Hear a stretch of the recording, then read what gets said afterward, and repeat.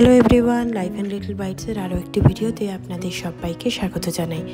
আশা করি আপনারা সবাই খুব ভালো আছেন। সকাল এখন 7:30 মতো বাজে।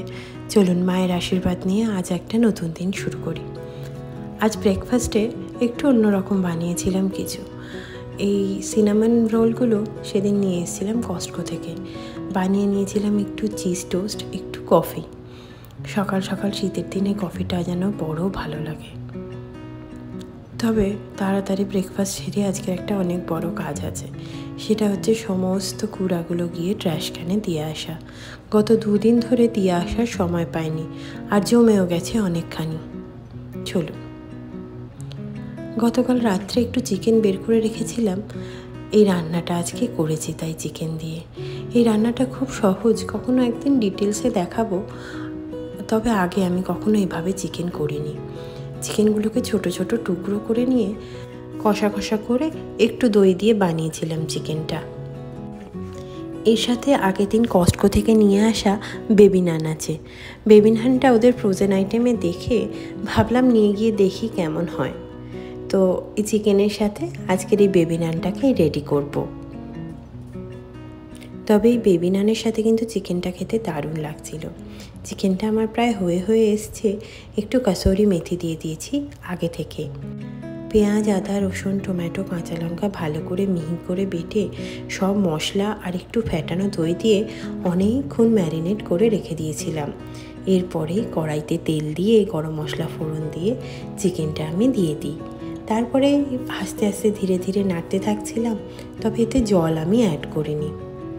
এই দেখুন, এই নানটা 4 রকমভাবে বানানো যায়। বেকও করতে পারেন, গ্রিলও করতে পারেন, টোস্ট করে নিতে পারেন টোস্টারে, অথবা মাইক্রোওয়েভে করতে পারেন। তবে আমি মাইক্রোওয়েভটাতেই করে নিয়েছি, ওটাই আমার জন্য সুবিধে ছিল।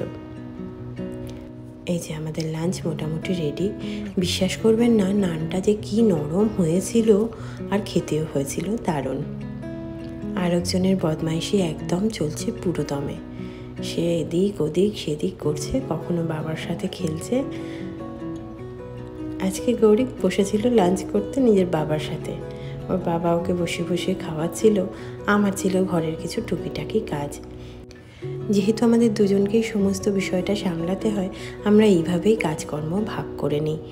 অধিকাংশ সময়ই একজনকে গৌরীকে সাথে থাকতে হয়, আর অন্যজন তখন নিজের কাজ করে। যেহেতু এখন একটু দুরন্ত হয়েছে, এদিক ওদিক চলে যায়, হামা দিতে শিখেছে, ধরে ধরে হাঁটছে এখন।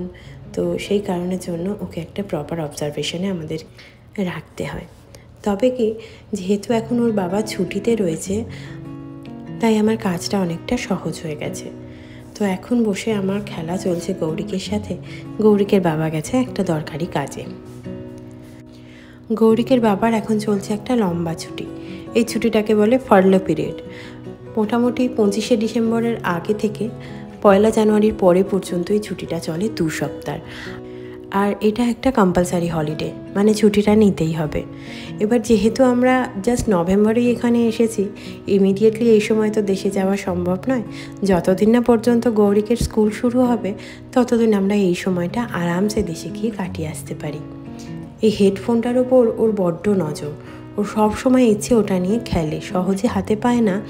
আজ তাই ওকে ওটা দিতে খুব আনন্দ, সারাক্ষণ ওটাই নিয়ে খেলছে। সত্যি ওর সাথে খেলতে খেলতে যেন সারা দিন কেটে যায়। গৌরিকের বাবার কাজটার জন্য বেরোনোর ছিল বলে আমি সকাল সকাল আজ সব রান্নাবান্না সেরে নিয়েছিলাম।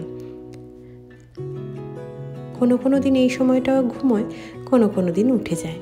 আজকে একটু তাড়াতাড়ি ঘুমিয়ে পড়েছিল, তাই আজ তাড়াতাড়ি উঠে গেছে। প্রতিদিন যেন ওর সাথে আমরাও একটু করে করে বড় হচ্ছি। গৌরিকের বাবা ফিরে গেছে নিজের কাজ সেরে। এখন বাবা ছেলের মধ্যে চলবে কিছু খুনসুটি, আমি এর মধ্যে কিছু বাড়ির কাজ সেরে নেব।